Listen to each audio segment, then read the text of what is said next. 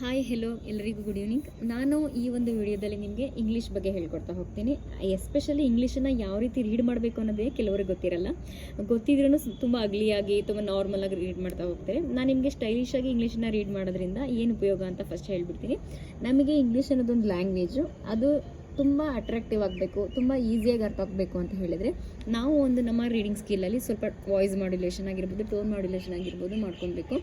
ಆ ರೀತಿ ಮಾಡಿದಾಗ ಮಾತ್ರ ಅಲ್ಲಿರ್ತಕ್ಕಂಥ ಪೋಯಮ್ಸ್ಗಳ ಮೀನಿಂಗು, ಹಾಗೆಯೇ ಅದನ್ನು ಯಾವ ರೀತಿ ಪ್ರೊನೌನ್ಸ್ ಮಾಡಬೇಕು, ಹಾಗೆಯೇ ಅಲ್ಲಿರ್ತಕ್ಕಂಥ ಚಾಪ್ಟರ್ ಮೀನಿಂಗು ಮತ್ತು ಚಾಪ್ಟ್ರಲ್ಲಿ ಬರ್ತಕ್ಕಂಥ ಒಂದು ಡಿಫಿಕಲ್ಟ್ ವರ್ಡ್ಸು ಅದೆಲ್ಲ ನಮಗೆ ನಮ್ಮ ಒಂದು ವಾಯ್ಸ್ ಮಾಡ್ಯುಲೇಷನ್ ಎಲ್ಲ ನಿಂತಿರುತ್ತೆ. ಅದನ್ನು ನಾವು ನೀಟಾಗಿ ಮಾಡ್ತಾ ಹೋದಾಗ ಆ ವರ್ಡ್ಸ್ಗಳನ್ನ ನಾವು ಮಗಪ್ ಮಾಡೋ ಅವಶ್ಯಕತೆ ಇರಲ್ಲ. ಈಸಿಯಾಗಿ ನಾವು ಮಾತಾಡ್ಬೋದು, ಹಾಗೆಯೇ ಈಸಿಯಾಗಿ ಅರ್ಥ ಮಾಡ್ಕೋಬೋದು.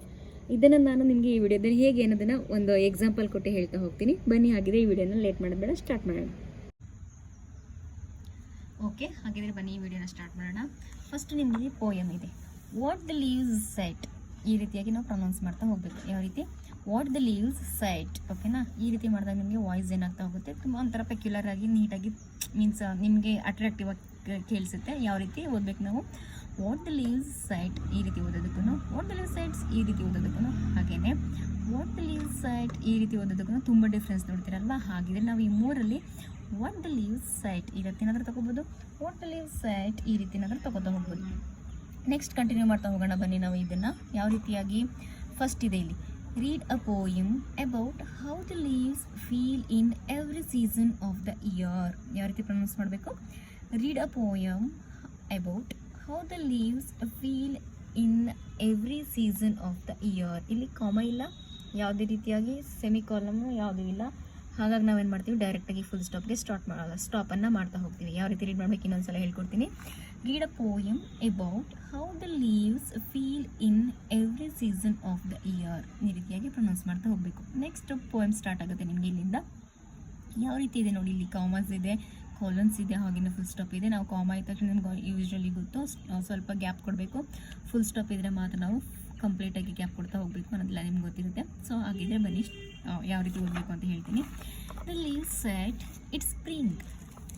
The leaves said it's spring and here are we opening and stretching on every tree. The leaves said it's summer. Each bird has a nest. We make the shadow where they can rest. The leaves said, it's autumn. Aren't we all gay?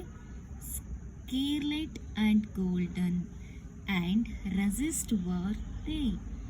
The leaves said, it's winter. Weary are we.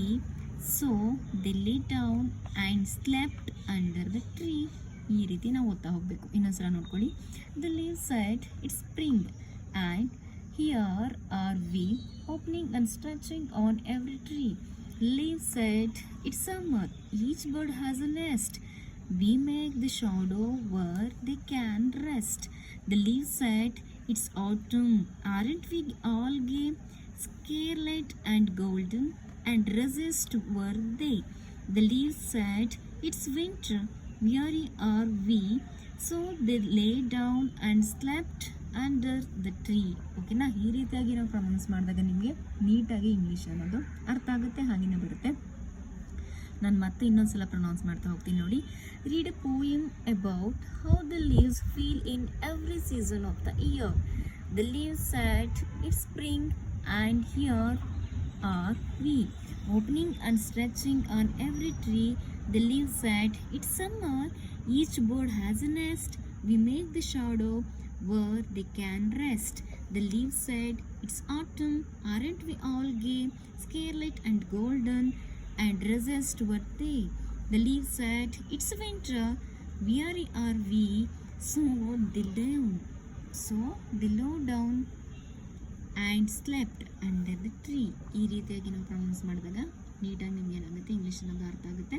ಹಾಗಾಗಿ ನಿಮಗೆ difficult ಅಂತ ಅನಿಸಲ್ಲ, ತುಂಬ ಈಸಿಯಾಗಿ ಅರ್ಥ ಮಾಡ್ಕೋತೀರಾ. ಮತ್ತು voice modulation ಕೂಡ ಇದೇ ರೀತಿ ಪ್ರಾಕ್ಟೀಸ್ ಮಾಡಿದಾಗ ನಿಮಗೆ ನೀಟಾಗಿ ಪ್ರೊನೌನ್ಸೇಷನ್ ಆಗಲಿ ಅಥವಾ ಸ್ಕ್ರಿಪ್ಟ್ ರೈಟಿಂಗ್ ಆಗಲಿ ಅಥವಾ ಸ್ಕ್ರಿಪ್ಟ್ ರೀಡಿಂಗ್ ಆಗಲಿ ನೀಟಾಗಿ ಬರ್ತಾ ಹೋಗುತ್ತೆ ಅಂತ ಹೇಳ್ತಾ ನನ್ನ ಒಂದು ಈ ವಿಡಿಯೋನ ಮುಗಿಸ್ತಾ ಇದ್ದೀನಿ.